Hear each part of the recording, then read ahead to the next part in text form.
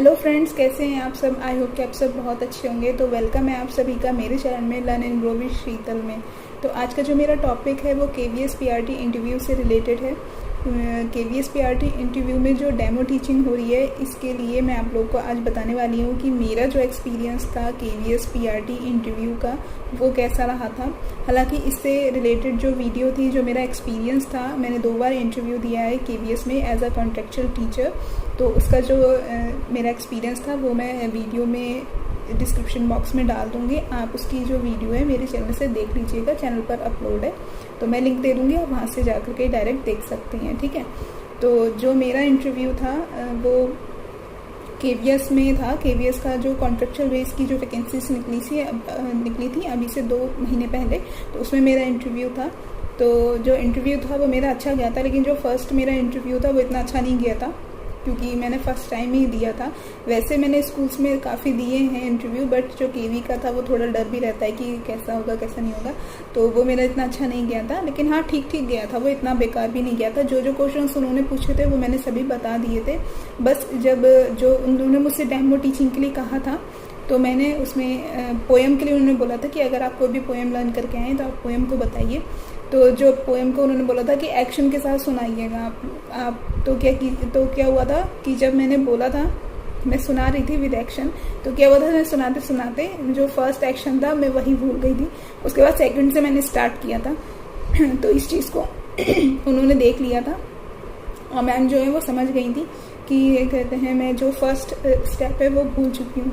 तो ऐसा रहा था, इस वजह से मुझे ऐसा लगा कि मेरा जो इंटरव्यू है वो थोड़ा सा डाउन गया होगा। लेकिन सेकंड इंटरव्यू मेरा बहुत अच्छा गया था।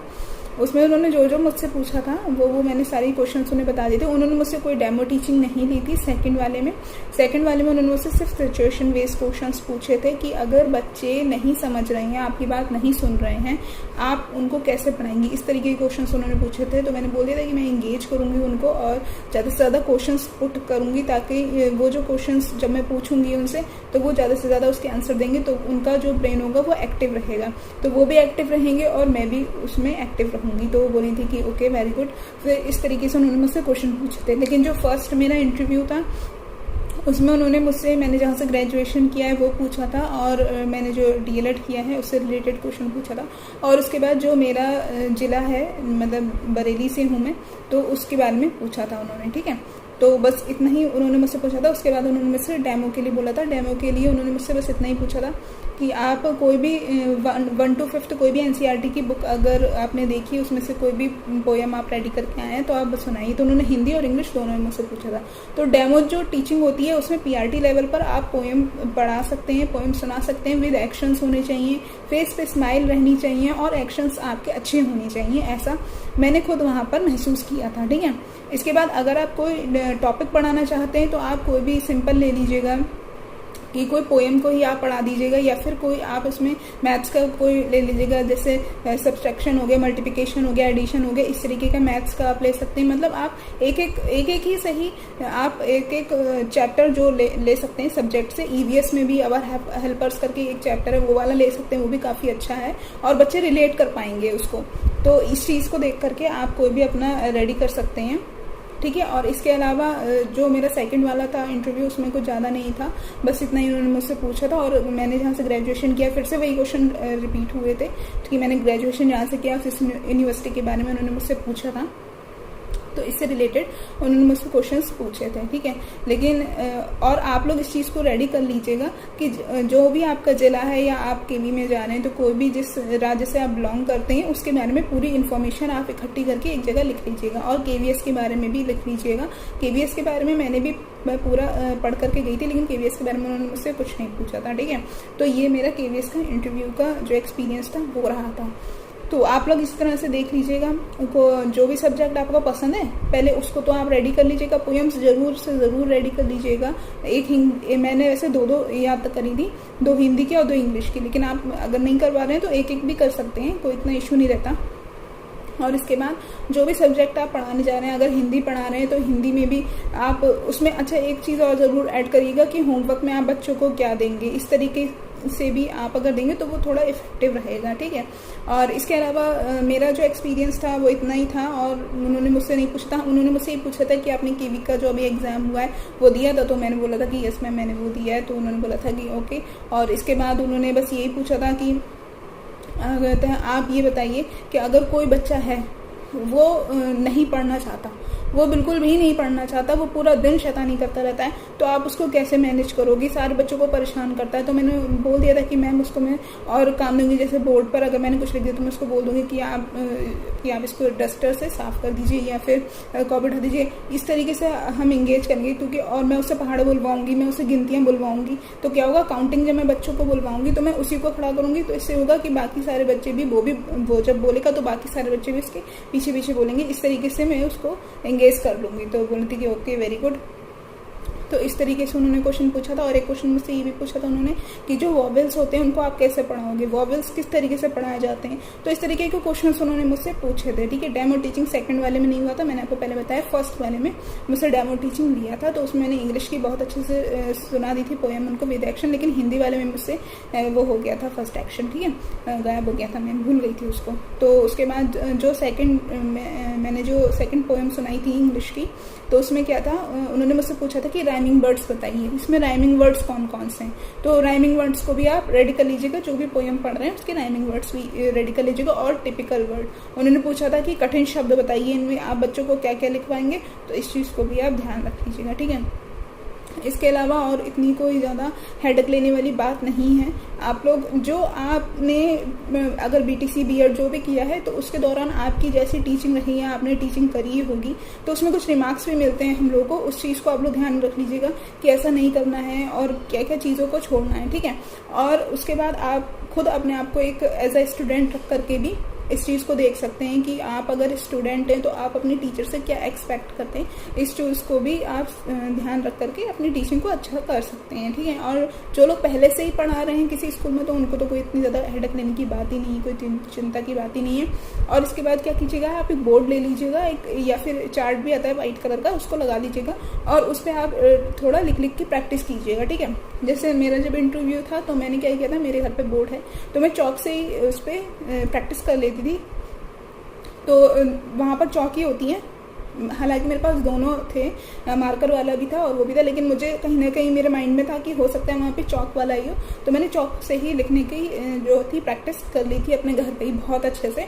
तो आप देखिएगा कि जो लाइन है, जिस लाइन से हम लिखते हैं, तो वो लाइन बिल्कुल सीधी होनी चाहिए। ऐसा नहीं होना चाहिए कि तिरछा विरछा कहीं जा रहा है, कि एक साइड से हम लिख रहे हैं और दूसरी साइड से वो डाउन होते जा रहा है, इधर से उठ रहा है इधर से नीचे हो रहा है, तो ऐसे नहीं होना चाहिए। एक अच्छी बिल्कुल सीधी लाइन में आपका लिखा होना चाहिए, ताकि उनको भी इफेक्टिव रहेगा। वर्ड्स टेढ़े मेढ़े नहीं होने चाहिए, वर्ड्स को आप थोड़ा अच्छे से बनाना सीख लीजिएगा। तो क्या ये तभी आएगा जब आप बोर्ड पर खुद लिखेंगे। और 45 डिग्री का जो एंगल है वो मेंटेन रखना चाहिए आप लोगों को बोर्ड के और आपके बीच में।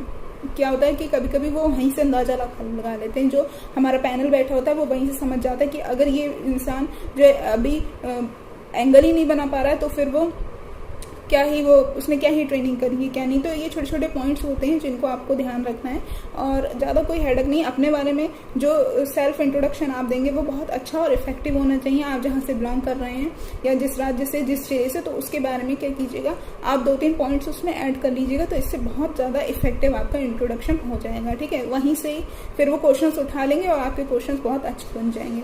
फिर दूसरी बात आती है जो हॉबी होती है। हॉबी आप लोग कभी भी ऐसी मत लिखिएगा कि हॉबी है ही नहीं और आपने किसी की देख करके लिख ली, तो ऐसा मत करिएगा।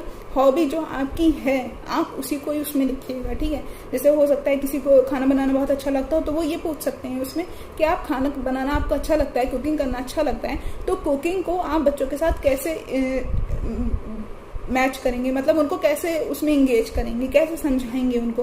तो इस चीज़ का के भी क्वेश्चंस आप रेडी रखिएगा। इसके बाद अगर आप बुक्स वगैरह बोलते हैं कि मुझे रीडिंग बुक्स है मेरी हॉबी, मुझे पढ़ना बहुत अच्छा लगता है, तो आपको बुक्स के बारे में पता होना चाहिए। ऐसा नहीं होना चाहिए कि आपने बोल दिया वहाँ पे, उन्होंने बोला अच्छा ठीक है बताओ कौन सी बुक्स पढ़ी है आपने, तो ऐसा नहीं होना चाहिए। आपको 10-12 कम से कम बुक्स के बारे में पता होना चाहिए, ठीक है। तो जो आपकी हॉबी है तो उस चीज़ को आप ना एक जगह लिख लीजिएगा, और उससे रिलेटेड कोई भी अगर बहुत अच्छे अच्छे पॉइंट्स आपको मिल जाते हैं, गूगल पे सर्च कर लीजिएगा, तो आप वो उनको ऐड कर लीजिएगा। जैसे बहुत सारे लोग होते हैं को सिंगिंग करना अच्छा होता है, तो हो सकता है कि गाना गा के सुनाइए, तो ऐसा भी कह सकते हैं वो। तो उसमें कोई गाना ऐसा बॉलीवुड का नहीं सुनाना है आपको, कोई देशभक्ति गीत सुनाना है या कोई कविता इस तरीके से आप सुना दीजिएगा।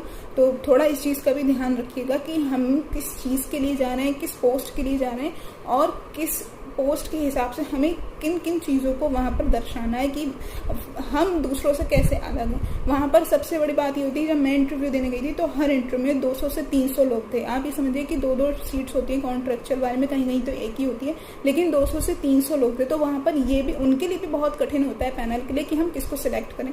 तो आप में कुछ एडिशनल कुछ वो होंगी, हॉबीज़ होंगी या एडिशनल कोई बात होगी, तभी वो आपको वहाँ पर लेंगे, ठीक है। तो कोई भी ऐसी कुछ चीज़ें आप लोग कर लीजिएगा, कुछ ऐसी अपने अंदर ऐसी चीज़ें बिल्डअप कीजिए कि आप औरों से वहाँ अलग दिखें, जिससे कि आपका सिलेक्शन 100% हो, ठीक है। तो इस चीज़ को आप थोड़ा सा ध्यान रख लीजिएगा। जैसे बहुत सारे लोग कहते हैं कि टीचिंग इज़ माई पैशन, तो वो बहुत पुराना हो गया कि ये तो ठीक है पैशन है तभी तो आप यहाँ आए हैं, कोई इसीलिए तो आए नहीं है कि मतलब ठीक है ऐसे ही कुछ सैलरी मिली या कुछ भी, चलो वो भी बात है, लेकिन कुछ लोग क्या होते हैं ये बोल देते हैं, ठीक है। तो ऐसा नहीं बोलना है कि आप बोलिए कि हाँ ठीक है मुझे पढ़ाना बहुत अच्छा लगता है, मुझे पसंद है और मेरी हॉबी भी है। अगर आप हॉबी बोल देंगे तो वो भी ठीक है, कोई इतना इशू नहीं होगा, ठीक है। तो इस चीज़ को आप लोग ध्यान रखिएगा। तो आज के वीडियो में मुझे आप लोगों को ये बताना था, डेमो टीचिंग आप लोग थोड़ा सा देख लीजिएगा। सब्जेक्ट एक सब्जेक्ट का, हर किसी सब्जेक्ट का आप बना लीजिएगा एक लेसन प्लान, उसके हिसाब से आप पढ़ाते रहिएगा। होमवर्क वगैरह जो क्वेश्चंस हैं वो भी रेडी कर लीजिएगा। और स्टार्टिंग में पहले बच्चों से आपको पूछना है, उनसे क्वेश्चंस पुटअप करवाने हैं, उनसे आपको टॉपिक निकलवाना है, उसके बाद ही आपको खुद पढ़ाना स्टार्ट करना है, ठीक है। ऐसा नहीं होना चाहिए कि आप खुद ही जा रहे हैं और टॉपिक वहाँ बोर्ड पे लिख दिया, ऐसा नहीं होना चाहिए। आपको बच्चों से पूछना है, पूछने के बाद उनसे जो भी टॉपिक है वो उनसे उगलवाना है, ठीक है। उसके बाद आपको वहाँ पर टॉपिक लिखना है कि ठीक है बच्चों चलो आज हम इसके बारे में पढ़ते हैं, ठीक है। तो इस चीज़ को आप लोग ध्यान रखिए। जैसे मेरी जो मैंने पढ़ाया था, तो मेरी जो फर्स्ट पोएम थी हिंदी की वो पकौड़ी थी, तो मैंने वैसे ही उसमें बोला था कि अच्छा ठीक है बच्चों बताओ, पहले तो मैंने गुड मॉर्निंग वगैरह बोला था, उसके बाद मैंने बोला था कि अच्छा ठीक है बताओ बच्चों आप लोगों ने आज कहते हैं सुबह ब्रेकफास्ट में क्या क्या खाया। तो वो लोग जो पैनल था वो बोल रहे थे कि मैम रोटी खाई। तो इस तरीके से वो मदद करते हैं, ऐसा नहीं है कि मतलब बहुत ज़्यादा हुआ है, कुछ नहीं। उन्होंने मैम रोटी खाई, एक मैम बोली थी, उन्होंने बोला कि मैम मैंने ब्रेड खाया। तो इस तरीके से उन्होंने बोला था, तो वो मुझे बहुत अच्छा लगा था। हालांकि उसके बाद क्या हुआ था कि मैं फर्स्ट एक्शन भूल गई, वो बात अलग है, लेकिन उन्होंने बोला था कि मैंने ये खाया। तो एक सर बैठे हुए थे, उन्होंने बोला कि मैम मैंने चाय पी। मैंने कहा वाह वेरी गुड। तो इसके बाद फिर मैंने बोला था कि ठीक है। तो मैम बोली थी कि मैंने पराठा खाया था। इस तरीके से सब लोगों ने बोला, मतलब 5 लोग बैठे थे मेरे पैनल में।